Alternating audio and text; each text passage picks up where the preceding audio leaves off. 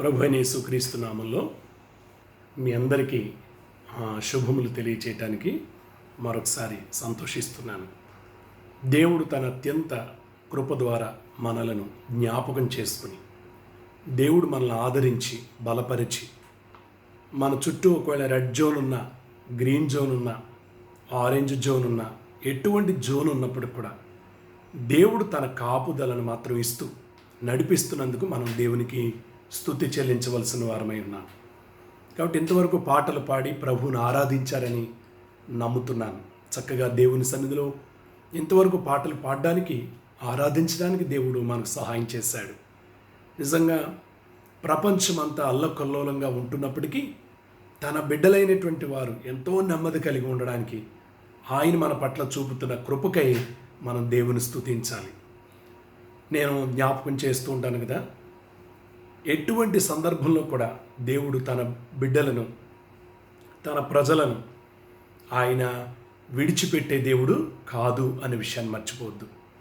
ఒకవేళ ఈ లాక్డౌన్ కారణంగా నీ బంధువులు నీకు దూరంగా ఉండొచ్చు, నిన్నెంతో ప్రేమించేవారు నీకు దూరంగా ఉండొచ్చు కదా, బాగా నువ్వంటే ఎంతో ఆప్యాయత చూపించేవారు నీకు దూరంగా ఉండి ఉండొచ్చు, నువ్వు ప్రేమిస్తున్నటువంటి వాళ్ళు కూడా నీకు దూరంగా ఉండి ఉండొచ్చు. కానీ వాళ్ళందరికంటే ఎక్కువగా నిన్ను దేవుడు ప్రేమిస్తున్నాడు, ఆయన నీకు దగ్గరగా ఉన్నాడు. దేవునికి స్తోత్రం కలుగునుగాక.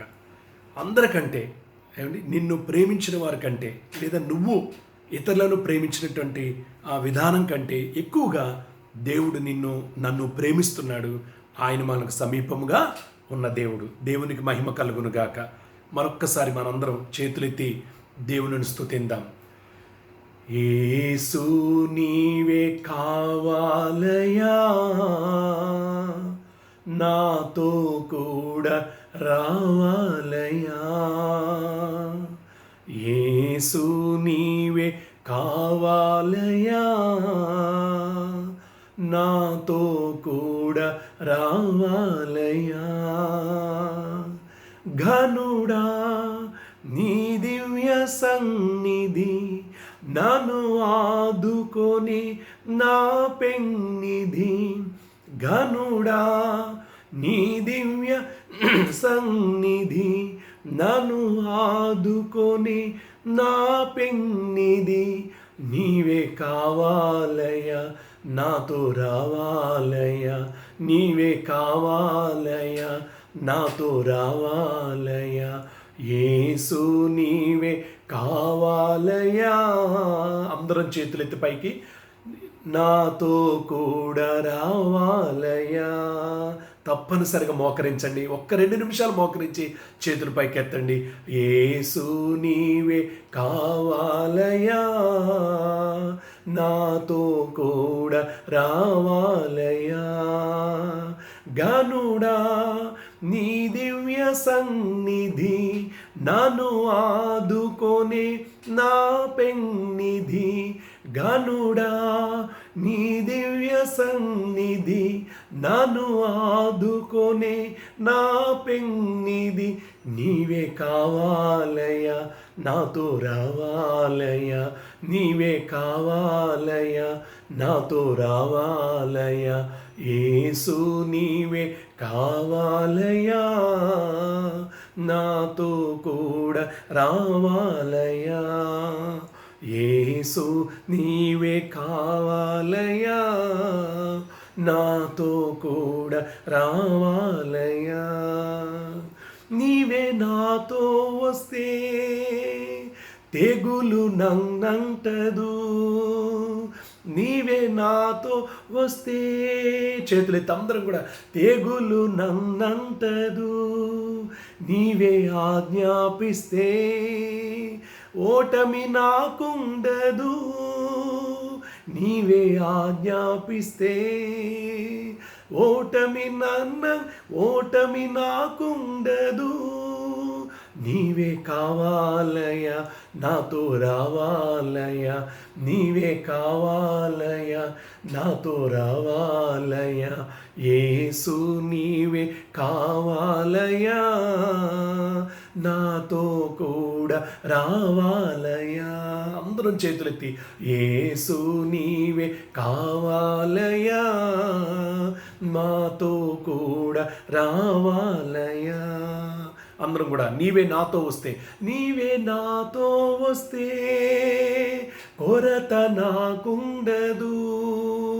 అందరం నీవే నాతో వస్తే కొరత నాకుండదు, నీవే ఆజ్ఞాపిస్తే క్షయత నంటదు. నీవే ఆజ్ఞాపిస్తే క్షయత నంటదు, నీవే కావాలయ్యా నాతో రావాలయ్యా, నీవే కావాలయ్యా నాతో రావాలయ్యా. యేసు నీవే కావాలయ్యా, నాతో కూడా రావాలయ్యా. యేసు నీవే కావాలయ్యా, చేతులెత్తి నాతో కూడా రావాలయ్యా. నీవే నాతో వస్తే దిగులు నాకుండదు. అందరం చేతులెత్తి నీవే నాతో వస్తే దిగులు నాకుండదు, నీవే ఆజ్ఞాపిస్తే చీకటి నంటదు. నీవే ఆజ్ఞాపిస్తే చీకటి నంటదు, నీవే కావాలయ్యా నాతో రావాలయ్యా. అందరూ కూడా నీవే కావాలయ్యా నాతో రావాలయ్యా. యేసు నీవే కావాలయ్యా, నాతో కూడా రావాలయ్యా. యేసు నీవే కావాలయ్యా, నాతో కూడా రావాలయ్యా. ఘనుడా నీ దివ్య సన్నిధి, అందరూ చివరికి అందరూ ఒక్కసారి ఘనుడా నీ దివ్య సన్నిధి నన్ను ఆదుకొని నా పెన్నిది. ఘనుడా నీ దివ్య సన్నిధి నన్ను ఆదుకొని నా పెన్నిది. నీవే కావాలయ్యా నాతో రావాలయ్యా, నీవే కావాలయ్యా నాతో రావాలయ్యా. యేసు నీవే కావాలయ్యా, నాతో కూడా రావాలయ్యా. యేసు నీవే కావాలయ్యా, నాతో కూడా రావాలయ్యా. అందరూ ఆరాధన చేద్దాం. నిజమే ప్రభువా, నీవు మాతో వస్తే చాలయ్యా, చీకటి మమ్మల్ని అంటదు నాయన. నువ్వు మాతో వస్తే చాలయ్యా దేవా, తెగులు మమ్మల్ని అంటదు నాయన. నువ్వు మాతో వస్తే చాలయ్యా దేవా, క్షయత మమ్మల్ని అంటదు నాయన. నువ్వు మాతో వస్తే చాలయ్యా, దిగులు మాకుండదు యేసయ్య దేవా. నువ్వు మాతో వస్తే చాలు నాయన దేవా. ఎటువంటి పరిస్థితులైనా మేము జయించగలం నాయన. నీకు స్తోత్రాలు తండ్రి. చేతులైతే అందరం దేవునికి స్తోత్రం చెల్లిద్దాం ప్రభా. ఈ భయంకరమైనటువంటి దినాల్లో నీవు మాతో రావాలి, నువ్వు మాతో వస్తే చాలు నాయన. నువ్వు మాతో ఉంటే చాలయ్యా, నువ్వు మా మధ్యలో ఉంటే చాలయ్యా అయ్యా, మాలో ఉంటే చాలయ్యా. నేను మీ మధ్య మీలో నివసించి మీ మధ్యలో సంచరిస్తానన్నావు తండ్రి. నీకు స్తోత్రాలు ప్రభా, నీకు వందనాలు. ఆశ్చర్యకరుడా, అద్భుతాలు చేయువాడా, నీకు స్తోత్రాలు తండ్రి. ఇంతవరకు నువ్వు మాతో ఉన్నావు, ఇంతవరకు మాతో వచ్చావు నాయన. మా మధ్యలో నివసించావు, మాలో నివసించావు. నీకు స్తోత్రాలు తండ్రి. ఎంతైనా నీకు రుణస్థులము నాయన, ఎంతైనా నీకు కృతజ్ఞతాస్తుతులు చెల్లించాలి. నువ్వు చూపించే ప్రేమకు, నువ్వు చూపించే కృపకు, నువ్వు చూపించే దయకు అయ్యా స్తోత్రాలు తండ్రి. నీకే మహిమ చెల్లిస్తున్నాం, నీకే ఘనత చెల్లిస్తున్నాం. యుగ యుగముల వరకు నీకే మహిమ, యుగ యుగముల వరకు నీకే ఘనత, నీకు మాత్రమే ప్రభావములు ఆరోపిస్తున్నాం. నీకు స్తోత్రాలు తండ్రి. నీ వంటి నమ్మదగిన దేవుడు ఎవరూ లేరయ్యా. నీకు స్తోత్రాలు. కొంతమంది రెడ్ జోన్లో ఉన్నారు ప్రభా, అయినప్పటికీ కూడా వారికి నీ కాపుదలు ఇస్తున్నావు. నీకు స్తోత్రాలు తండ్రి. ఏ కీడు కూడా వారికి రాకుండా కాపాడుతున్నావు. నీకు స్తోత్రాలు. ఏ అపాయము లేకుండా నువ్వు చేయగల దేవుడు. నీకు స్తోత్రాలు. ఏ కొరత లేకుండా నువ్వు చేయగల దేవుడు. నీకు స్తోత్రాలు. ఏ దిగులు వారిని నిరాశపరచకుండా చేయగల దేవుడు. నీకు స్తోత్రాలు తండ్రి. సమస్తమును చూచుచున్న దేవుడు నాయన, సమస్త కార్యములను చేయుచున్న దేవుడు నాయన. నీకు స్తోత్రాలు. ఆశ్చర్య కార్యాలు, అద్భుతాలు చేసే దేవుడు నువ్వు మాతో ఉన్నావు, నీకు స్తోత్రాలు. మాలో ఉన్నావు, మా మధ్యలో ఉన్నావు, నీకు స్తోత్రాలు. నీవు సమీపంగా ఉన్నట్టు ఏ దేవుడు ఏ జనాంగములకు సమీపంగా ఉన్నాడు ప్రభువా, నీకు స్తోత్రాలు తండ్రి. మాకు సమీపముగా ఉన్న దేవుడవు నీవే ప్రభు, మీకు సమీపముగా ఉన్నాడని స్పష్టంగా నీవు మాకు వాగ్దానం చేస్తావు తండ్రి, నీకు స్తోత్రాలు. నీవు సమీపంగా ఉన్నట్టు మా బంధువులు కానీ, మా స్నేహితులు కానీ, మమ్మల్ని ప్రేమించేవారు కానీ, మేము ప్రేమించేవారు కానీ ఎవ్వరూ ఉండరు నాయన, నీకు స్తోత్రాలు. మా కోసం, అందరి కోసం ప్రాణం పెట్టిన దేవుడు నీవు మాత్రమే మాకు సమీపంగా ఉన్న దేవుడు అని నేను ఆరాధిస్తూ నేను స్తుతిస్తూ నాయన. ఎంతవరకు నువ్వు సహాయం చేసిన దేవుడు ఎబెనేజర్గా, ఇక ముందు కూడా నీవే మాకు సహాయుడు అని, నీవే మా నమ్మదగిన దేవుడు అని, నీవే మా రక్షకుడు అని, మీరే మా పోషకుడు అని స్తోత్రాలు తండ్రి. మీరే మమ్మల్ని నడిపించు దైవమని నీకు స్తుతులు స్తోత్రాలు చెల్లిస్తూ నాయన. సంఘ బిడ్డలందరికీ తండ్రి, స్థానికంగా ఉన్న ఇక్కడ సంఘానికి, నవాపేటలో ఉన్నటువంటి సంఘ బిడ్డలకు, అక్కడికి వచ్చే ఆరాధనకు వచ్చే ప్రతి బిడ్డకు, ఇక్కడికి ఆరాధనకు వచ్చే ప్రతి బిడ్డకు, సకల పరిశుద్ధులకు ఎంతవరకు నువ్వు చేస్తున్న సహాయం కొరకు నీకు స్తోత్రాలు చెల్లిస్తూ, ఎంతవరకు నువ్వు ఇచ్చిన కాపుదల కొరకు నేను స్తుతిస్తూ, నిన్నే గనపరుస్తూ, నీ కాపుదల క్రింద మేము ఉన్నామని నమ్మి నీకు మహిమ ఆరోపిస్తూ, నీ రెక్కల క్రింద దాచావని నిన్ను గనపరుస్తూ, యేసుక్రీస్తు నామమున ఈ స్తుతి ఆరాధనను సంఘపక్షముగా సమర్పిస్తున్నాను తండ్రి. Amen, amen, amen. Praise the Lord. Hallelujah. Praise the Lord. దేవునికి మహిమ కలుగును గాక. దేవుని సన్నిధిలో మరొకసారి దేవునిని ఈ విధంగా ఆరాధించే గొప్ప భాగ్యం దేవుడు మనకి ఇచ్చినందుకు దేవునికి మహిమ. మరొక్కసారి ప్రభు పక్షంగా మీకు అందరికీ శుభమును, సమాధానమును ప్రభు యొక్క సన్నిధిలో నుంచి మీకును, నాకును, సమస్త సకల పరిశుద్ధులకు కలుగునుగాక. ఆమేన్, ఆమేన్, ఆమేన్. కీర్తన గ్రంథం చదువుదాం. 50వ కీర్తన దయచేసి చూడండి. 50వ కీర్తన మన అనుదిన కీర్తన భాగం. 50వ కీర్తన మొదటి 3 వచనాలు, తర్వాత చివరి 16వ వచనం నుంచి చివరి 6 వచనాలు 7 వచనాలు చదువుదాం. ఏమండి, మొదటి 2 వచనాలు చదువుదాం, లేకపోతే మొదటి 2 వచనాలు చదువుదాం. దేవాది దేవుడైన, ఏమండి నేను చదువుతున్నాను, దయచేసి మీరు కూడా చదవండి. దేవాది దేవుడైన యెహోవా ఆజ్ఞ ఇచ్చుచున్నాడు, తూర్పు దిక్కు మొదలుకొని పడమటి దిక్కు వరకు భూనివాసులను రమ్మని ఆయన పిలుచుచున్నాడు. సంపూర్ణ సౌందర్యము గల సియోన్లో నుండి దేవుడు ప్రకాశించుచున్నాడు. ఆమేన్. మన దేవుడు వేంచేయుచున్నాడు, ఆయన మౌనముగా ఉండడు.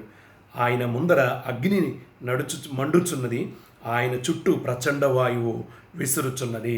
దేవునికి మహిమ కలుగును గాక. అలాగే ప్రక్క పేజీ తిప్పుదాం. 50వ కీర్తనలో 16వ వచనం నుంచి కొంచెం చదువుతున్నాను, దయచేసి వినండి. చివరిగా భక్తిహీనులతో దేవుడిట్లు సెలవిచ్చుచున్నాడు. భక్తిహీనులతో దేవుడిట్లు సెలవిచ్చుచున్నాడు. నా కట్టడలు వివరించుటకు నీకేమి పని? నా నిబంధన నీ నోట వచించిదివేమి? దిద్దుబాటు నీకు అసహ్యము కదా. నీవు నా మాటలను నీ వెనుకకు త్రోసివేసెదవు. నీవు దొంగను చూచినప్పుడు వానితో ఏకీభవించెదవు.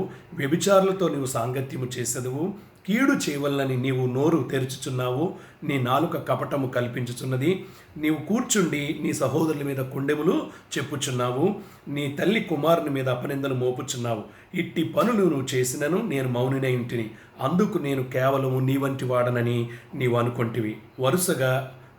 వరుసగా ఉంచి అయితే నీ కనులు ఎదుట ఈ సంగతులను నేను వరుసగా ఉంచి నిన్ను గద్దించెదను.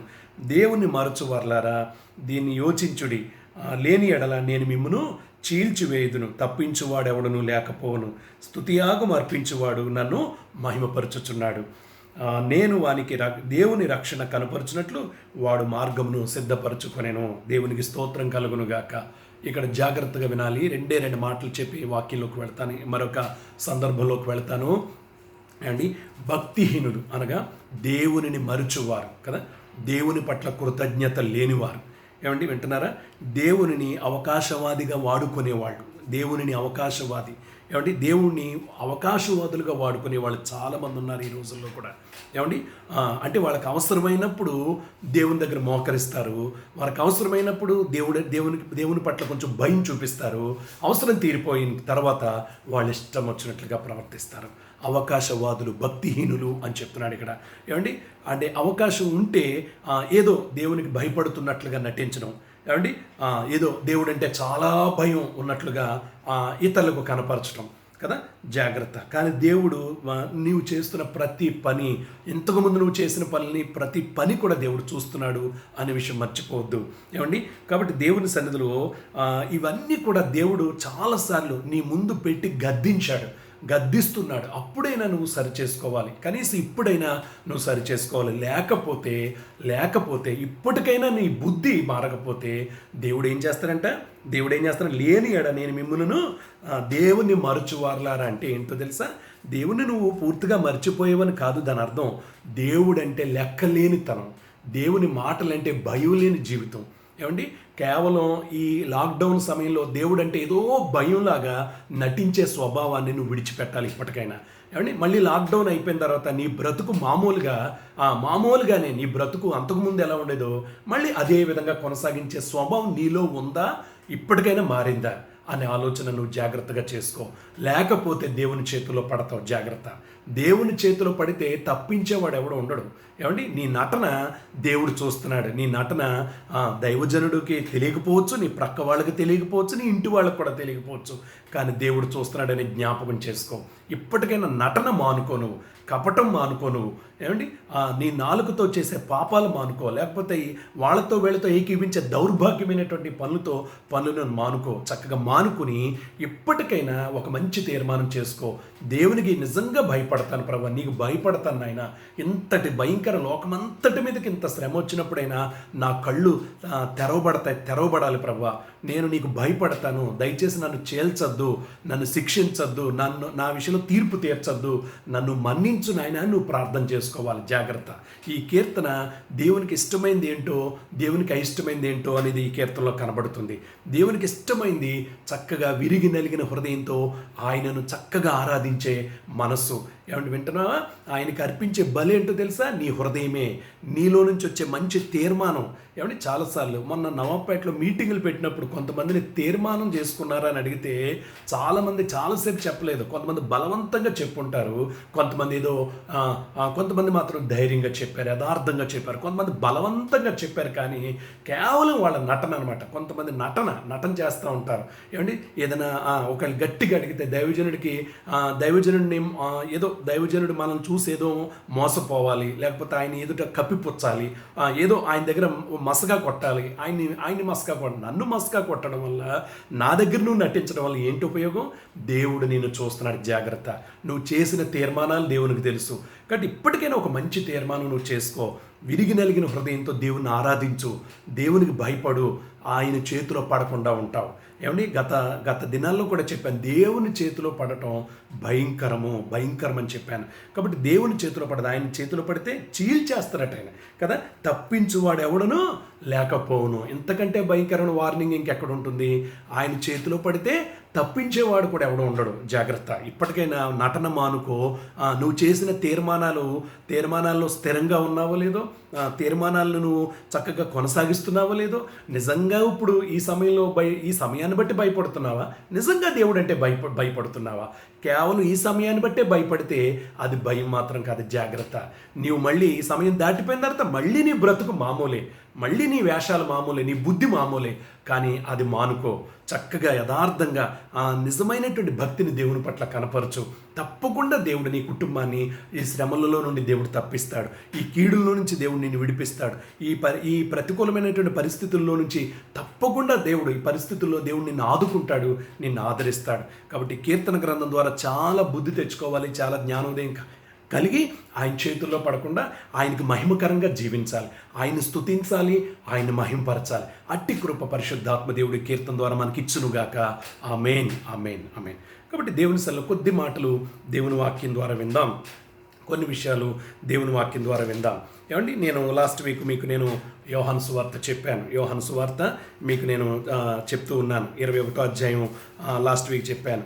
ఏమండి, పేతురు గారు ఆయన చెడింది కాక ఏమండి తాను చెడింది కాక ఇతరులను కూడా చెరిపేటువంటి స్వభావంతో ఏం చేశాడు ఆయన చేపలు పట్టడానికి, ఏమండి ఆయన వల వేయటానికి, చేపలు పట్టడానికి మళ్ళీ గలిలియా, ఏమండి తిబిరేయ సముద్రం అన్నా గలిలీ సముద్రం అన్నా ఒకటే, తిబిరేయ సముద్రం అన్నా గలిలీ సముద్రం అన్నా ఒకటే. కాబట్టి అక్కడికి వెళ్ళి ఆయన చేపలు పట్టబోయాడు కదా. చేపలు పట్టబోతే ఒక్క చేప కూడా ఆ రాత్రి కూడా పడలేదు కదా. ఎలా పడుతుందండి? ఎలా పడలేదు కదా. పడకపోతే చివరికి ఎవరు సహాయం చేశారు? ఎవరు సహాయం చేశారు? ప్రభువే సహాయం చేశారు కదా. ప్రభువే సహాయం చేశారు. కుడి ప్రక్కన వేయమని చెప్పాడు. వల కుడి ప్రక్కన వేయమని అనగానే ఆయన మాట చొప్పున మళ్ళీ వల వేస్తే 153 గొప్ప చేపలు పడినట్లుగా మనం చూస్తున్నాం కదా. ఎంత అద్భుతమైనటువంటి కార్యం. అంతేకాదు వాళ్ళ రాత్రంతా కష్టపడి ఆ చేపలు ఒడ్డుకి చేర్చి మరి ఉదయం వారు ఆ చేపలు ఒడ్డుకి చేర్చి వాళ్ళు సేద తీర్చుకుని వచ్చేటప్పటికి చక్కగా వాళ్ళకి బ్రేక్ఫాస్ట్ టిఫిన్ కూడా సిద్ధపరిచి ఉంచాడు ప్రభు. దేవునికి స్తోత్రం కలుగును గాక. వాళ్ళకి కావలసిన చేపలు పట్టుకోవడానికి సహాయం చేశాడు. అంతేకాదు వాళ్ళు నిజంగా వాళ్ళ ఆకలితో ఉన్నటువంటి వాళ్ళని ఆకలితోనే ఉండనివ్వకుండా దేవుడు చక్కగా ప్రభువే ఆ నిప్పుల మీద చేపలు రొట్టెలను కాల్చి సిద్ధం చేసి ఉంచాడు. దేవునికి స్తోత్రం కలుగును గాక కదా. దేవుడు నీకు కూడా నీ విషయంలో కూడా దేవుడు అలా సిద్ధపరుస్తాడనే విషయం మీకు జ్ఞాపకం చేశాను. కాబట్టి నీవు ఊరికే ప్రభు మాట వినకుండా నీ ఇష్టం వచ్చినట్లుగా మాత్రం ప్రవర్తించి నీవేదేదో లోకంలో తాపత్రయపడిపోయి ఆతృత పడిపోయి నువ్వు పరిగెత్తవలసిన అవసరం లేదు. తప్పకుండా దేవుడు నిన్ను ఎటువంటి పరిస్థితుల్లోనైనా పోషించగలడు, నీ అవసరాలను తీర్చగలడు. దేవునికి స్తోత్రం కలుగును గాక.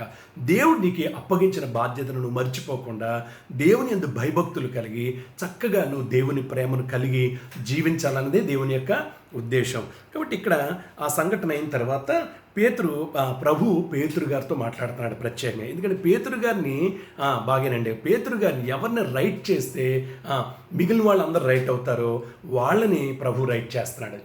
ఎంత తెలివైన వాడో చూడండి. నిజంగానే కుటుంబంలో ఒక్కరైనా సరిగ్గా ఉంటే కుటుంబం అంతా సెటరేట్ అవుతుంది. ఏమండి కదా, వింటున్నారా? కుటుంబంలో ఒక్కళ్ళు కూడా సరైన వాళ్ళు లేరనుకోండి, ఆ కుటుంబం అంతా చెడిపోతుంది, ఆ కుటుంబం అంతా నాశనం అయిపోతుంది. ఒక్కరిని బట్టేనా కుటుంబాన్ని దేవుడు అద్భుతంగా రక్షించగలడు, అద్భుతంగా క్రమపరచగలడు. ఇక్కడ ఈ శిష్య బృందం అంతటినీ పక్కన పెట్టి ప్రభు పేతురు గారితో మాట్లాడుతున్నాడు. ఆ అధ్యాయంలోనే యోహాను సువార్త 21వ అధ్యాయం చూడండి, 15వ వచనం నుంచి చదువుతున్న వారు భోజనం చేసిన తర్వాత యోహాను సువార్త 21వ అధ్యాయం, యోహాను సువార్త 21వ అధ్యాయం దయచేసి చూడండి, 21వ అధ్యాయం 15వ వచనం నుంచి చదువుతున్నాను. Page number 102 page, page number 102 page. వారు భోజనము చేసిన తర్వాత యేసు సీమోను పేతురును చూచి, యోహాను కుమారుడువైన సీమోను, వీరికంటే నీవు నన్ను ఎక్కువగా ప్రేమించుచున్నావా? నేను అదే కంటిన్యూ చేస్తున్నాను కదా, ఇంత 21వ అధ్యాయమే కంటిన్యూ చేస్తూ ఉన్నాను. చాలా అద్భుతమైనటువంటి విషయాలు ఇందులోంచి మనం నేర్చుకోగలం. ఏమంటే వింటున్నారా? కాబట్టి ఆ సంఘటన అయిన తర్వాత ప్రభు మళ్ళీ పేతురు గారితో స్పెషల్గా మాట్లాడుతున్నాడు, ప్రత్యేకంగా మాట్లాడుతున్నాడు. నిజంగానే దేవుడు నీతో స్పెషల్గా మాట్లాడుతున్నాడు అనే విషయం గుర్తుపెట్టుకో. నువ్వు అందరి మధ్యలో ఉండొచ్చు, నువ్వు ఇంట్లో ఉండి ఉండొచ్చు, సంఘంలో నువ్వు కూర్చుని అందరి మధ్యలో ఏమి ఎరగనట్టుగా ఉండి ఉండొచ్చు, కానీ దేవుడు ప్రతి ఒక్కరితో, నువ్వు సంఘంలో కూర్చున్నా, ఇంట్లో కూర్చున్నా, నువ్వు ఎక్కడ కూర్చున్నా ప్రత్యేకంగా దేవుడు మాట్లాడగలడు. ఏమంటే ప్రత్యేకంగా నిన్ను దేవుడు దర్శించగలడు. కాబట్టి చక్కగా పేతురు గారితో ప్రత్యేకంగా మాట్లాడుతున్నాడు. ఏమని మాట్లాడుతున్నాడు ఆయన? యోహాను కుమారుడు అయిన సీమోను, వీరికంటే నీవు నన్ను ఎక్కువగా ప్రేమించుచున్నావా కదా. వీరికంటే అంటే ఎవరు? మిగిలిన శిష్యుల కంటే నువ్వు ఎక్కువగా నన్ను ప్రేమిస్తున్నావా? గుర్తుపెట్టుకోండి జాగ్రత్తగా. ఏమండి ఎందుకు ప్రభు ఆ ప్రశ్న వేశాడు అంటే, ఎందుకు ప్రభు ఆ ప్రశ్న వేశాడంటే, ఏమండి ఆయన ఒక్కసారి కాదు ఈ విషయాన్ని అడుగుతా 3 సార్లు అడిగాడు ప్రభువు. ఏమండి పేతురు గారిని, నీవు నన్ను ప్రేమిస్తున్నావా అనే 3 సార్లు ఆ ప్రశ్న 3 సార్లు ఈ వర్షంలో 17వ వచనం వరకు అదే విషయం మనకి ఇక్కడ కనిపిస్తుంది. 17వ వచనం వరకు కూడా అదే విషయం మనకు కనిపిస్తుంది. 15, 16, 17 ఈ 3 వచనాల్లో 3 సార్లు ప్రశ్నించాడు. 3 సార్లు ప్రశ్నించడానికి చాలా చక్కగా బోల్డ్ కారణాలు మనం వక్తలు, చాలా పండితులు, బైబిల్ పండితులు చెప్తూ ఉంటారు. మనం కూడా 2-3 ఒక్కటి 2 కానీ మనం ధ్యానం చేసి ముగించుకుందాం, సరిపోతుంది. కాబట్టి ఎలా ప్రభు నిజంగా ఎందుకు 3 సార్లు ప్రశ్నించాడంటే, ఆ 3 సార్లు ప్రశ్నించినప్పుడు ప్రభుకి పేతురు గారికి ఖచ్చితంగా ఒక సంఘటన గుర్తొచ్చి ఉండాలి. ఏంటది? ప్రభువుని ఎరుగనని 3 సార్లు బొంకాడు పేతురు గారు 3 సార్లు బొంకాడు. ఏమండి ప్రభు అంటే ఎవరో తెలియదంట ఆయనకి. అలాంటి బొంకుడు 3 సార్లు బొంకాడు. ముమ్మారు బొంకుతామని ప్రభు ముందే చెప్పాడు. చెప్పిన ప్రకారం 3 సార్లు బొంకాడు. కానీ అంతకుముందు పేతురు గారు దయచేసి వింటున్నారా? కాబట్టి ఈ 3 సార్లు నువ్వు ప్రేమిస్తున్నావా అని 3 సార్లు అడిగినప్పుడు తప్పనిసరిగా తాను 3 సార్లు బొంకింది జ్ఞాపకం ఖచ్చితంగా వచ్చి ఉండాలి. ఏమండి, జ్ఞాపకం ఖచ్చితంగా వచ్చి ఉండాలి. దేవుడు చాలాసార్లు చెప్పిందే చెప్తాడు. ఎందుకో తెలుసా? నీ బ్రతుకు, నీ బుద్ధి మారాలని చెప్పిందే చెప్తాడు. ఎందుకు? నీ బుద్ధి మారే వరకు దేవుడు చెప్తాడు. ఏమండి, ప్రేమిస్తున్నావా 3 సార్లు ఒకే సందర్భంలో 3 సార్లు అడిగాడంటే అతనిని ఖచ్చితంగా అతనికి అర్థం కావాలి, అతనికి ఆలోచన కలగాలి. ఏమండి, అతని స్థితి అతను గ్రహించాలి. వింటున్నారా? అతనికి అర్థం కావాలి, నీకు ఆలోచన రావాలి. ఎందుకు ఇలాగ అడుగుతున్నాడో, ఎందుకు ఈ విషయం చెప్తున్నాడో అనేటువంటి తర్వాత నీకు జ్ఞానోదయం కలగాలి. ఏమండి, నీ హృదయం తెరవబడాలి కనీసం ఎప్పుడైనా. కాబట్టి 3 సార్లు ప్రభు అడిగారు పేతురు గారిని, నువ్వు నన్ను ప్రేమిస్తున్నావా? అంతకుముందు పేతురు ప్రభుతో ఏమన్నారు తెలుసా? మార్కు సువార్త, త్వరగా నేను చెప్పేసేసి ముగించేస్తాను. అండ్ మార్కు సువార్త 14వ అధ్యాయం ఒకసారి చూడండి. మార్కు సువార్త తీయండి, 46వ పేజీ అండి, 46వ పేజీ, 14వ అధ్యాయం 46వ పేజీలో చదువుతున్నాను ఈ మాట. 29వ వచనం. ఏమంటే అందుకు పేతురు అందరూ అభ్యంతరపడినాను, నేను అభ్యంతరపడినని ఆయనతో చెప్పగా, అందరూ అభ్యంతరపడినా నేను మాత్రం అభ్యంతరపడను. అబ్బా, ఎంత చక్కగా ఆ మాట ఇచ్చాడో చూడండి ప్రభు కోసం కదండి. అందరూ నిన్ను ఎరుగను అని అన్నా, నేను మాత్రం అలా అన్నాను. నేను ఖచ్చితంగా నువ్వు నాకు తెలుసు అని చెప్తాను అని అన్నాడు. ముందు ప్రగల్భాలు పలికాడు. కానీ ఎవరో తెలియదని చెప్పారు, బొంకారు. పేతురు గారే తెలియదని చెప్పి బొంకాడు కదా. నిజంగా చాలాసార్లు మన మాటలు ప్రగల్భాలకే పరిమితం అవుతాయి, కానీ కార్యాచరణకు మాత్రం పరిమితం అవ్వవు. కార్యాచరణకు మాత్రం అవి కార్యాచరణ దాల్చు, కానీ ప్రగల్భాలు, ఓ బాబోయ్ ఏం అద్భుతమైన ప్రగల్భాలు పలుకుతామంటే పేతురు గారు కూడా అలాగే ప్రగల్భాలకు పలికాడు. కానీ ఏమండి, చివరికి ప్రభు అంటే ఎవరో తెలియదు అని అభ్యంతరపడ్డాడు. ఏమండి, ఎవరో తెలియదని బొంకాడు, 3 సార్లు బొంకాడు. మీరు ఆ అధ్యాయంలోనే ఏమండి, మీరు దయచేసి చదివితే 14వ అధ్యాయం, మార్కు సువార్త 14వ అధ్యాయం 66 నుంచి 72వ వచనం వరకు మీరు చదివితే కనుక 66 నుంచి 14వ అధ్యాయం 66 నుంచి 72వ వచనం వరకు మీరు చదివితే కనుక పేతురు గారు 3 సార్లు బొంకినట్లుగా, ప్రభు అంటే ఎవరో తెలియదని పేతురు గారు 3 సార్లు బొంకినట్లుగా మనం చూస్తాం. కాబట్టి దేవుని సన్నిధిలో ఏమండి, కాబట్టి ఎవరో ఎరుగనని పేతురు 3 సార్లు, ఆయన ప్రభు అంటే ఎవరో ఎరుగనని 3 సార్లు బొంకాడు. కాబట్టి తన చుట్టూ ఉన్నటువంటి, అందుకే పేతురు గారు కూడా ఏమండి, తన చుట్టూ ఉన్నటువంటి శిష్యులందరికంటే ఎక్కువగా పేతురు గారు ఏమీ ప్రభువును ప్రేమించలేదు. తన చుట్టూ ఉన్న శిష్యులందరికంటే ఎక్కువగా పేతురు గారు ప్రభువును ప్రేమించలేదు. ఎందుకో తెలుసా? తన చుట్టూ ఉన్న శిష్యులు, పేతురు గారు చుట్టూ ఉన్న శిష్యులు ఎవరు కూడా ప్రభు అంటే ఎవరో ఎరుగనని బొంకలేదు, ప్రభు అంటే ఎవరో తెలియదని మాట్లాడలేదు. కానీ పేతురు గారు ఒక్కడే మాట్లాడాడు. కాబట్టి నిజంగా చెప్పాలంటే వాస్తవంగా పేతురు గారి కంటే మిగిలిన శిష్యులే ఎక్కువగా ప్రేమించారు ప్రభుని. మిగిలిన శిష్యులే ఎక్కువగా ప్రేమిస్తున్నారు అనడానికి ఎంతో రుజువు మనకు కనిపిస్తూ ఉంది. కాబట్టి వింటున్నారా, దేవుని సన్నిధిలో వాళ్ళు ఎవ్వరూ ప్రభుని ఎరగనని చెప్పలేదు, పేతురు గారు ఒక్కడే చెప్పాడు. అలాగా ఎంత భయంకరం కదండి నిజంగా. కాబట్టి మనం ఆలోచన చేయాలి. కొన్నిసార్లు ప్రగల్భాలు, ఇతరులకి ఏదో కనబడాలని, ఇతరులు ఏదో వింటారని చెప్పి, ఇతరులు ఏదో మోసపుచ్చుదామని, ఇతరులకి ఏదో భక్తి పరుల కింద మనం ఏదో కనుపరుచుకోవాలని ప్రగల్భాలు పలకద్దండి. ప్రగల్భాలతో కూడిన భక్తి మంద కాదు. ఏమండి, చక్కగా నిజంగా కార్యాచరణలో పెట్టేటువంటి భక్తే మన భక్తి. ప్రగల్భాలు లేకపోతే ఏదో గొప్ప కోసం, పేరు కోసం చేసేటువంటి పనులు మన భక్తి అయితే, మన పని అయితే అది కాదు. చక్కగా యథార్థంగా దేవునిని వెంబడించడమే మన యొక్క నిజమైన భక్తి. కాబట్టి దేవుని సన్నిధిలో అందుకే ప్రభు అడిగారు యోహాను సువార్తలో 21:15 వచనం అన్నారు, వీరందరికంటే నీవు నన్ను ఎక్కువగా ప్రేమిస్తున్నావా? ఏమండి, మిగిలిన శిష్యులు అందరికంటే 15 వచనం మీరు చదవండి కావాలంటే. యోహాను సువార్త మళ్ళీ 21వ అధ్యాయం, యోహాను సువార్త 21వ అధ్యాయానికి వద్దాం. ఏమండి, వీరికంటే 15 వచనం చూడండి, నేను చదువుతున్నాను. 15 వచనం కింద మూడో లైన్లో, ఏమండి, వీరికంటే నీవు నన్ను ఎక్కువగా ప్రేమించుచున్నావా? ఎవరికంటే మిగిలిన శిష్యులు అందరికంటే ఎక్కువగా నువ్వు నన్ను ప్రేమిస్తున్నావా? కాబట్టి దేవుని సన్నిధిలో ఏమండి, పేతురు చెప్పాడు. ఏమంటే నిజంగా ఏమంటే దేవుని సెలవు కానీ నిజంగా పేతురు గారు ప్రేమిస్తున్నాడా లేదా పేతురు గారికి తెలుసు, ప్రభువుకి తెలుసు. బాగా గుర్తుపెట్టుకోండి. కానీ ఒక విషయం ఇక్కడ గుర్తుపెట్టుకోవాలి. పేతురు గారు ప్రేమిస్తున్నానని చెప్పాడు, కానీ యేసుని ఎంత ప్రేమిస్తున్నాడు అనేది ఏమండి పేతురు గారు నిరూపించుకోవడానికి ప్రయత్నం చేయలేదు. ఎంత ప్రేమిస్తున్నాడో ప్రేమిస్తున్నానని జవాబు చెప్పాడు, కానీ ఎంత ప్రేమిస్తున్నాడో అనేటువంటి దానికి నిరూపించుకోవడానికి ప్రయత్నము చేయలేదు. బాగా వింటున్నారా? మనం చాలాసార్లు మాటలు చెప్తాం, కానీ క్రియల ద్వారా దాన్ని మనం చూపించాం కదా. మనం కూడా చాలాసార్లు మాటలకు మాత్రమే పరిమితం. అబ్బో పాస్టర్ గారు అంటే ఎంత ప్రేమో, సంఘం అంటే ఎంత ప్రేమో, నటన ఏమండి, అయ్యి బాబోయ్ మా కుటుంబస్తులంటే ఎంత ప్రేమో, అన్నయ్య అంటే, తమ్ముడంటే, చెల్లంటే, అక్కంటే ఎంత ప్రేమోనండి బాబు మాకు.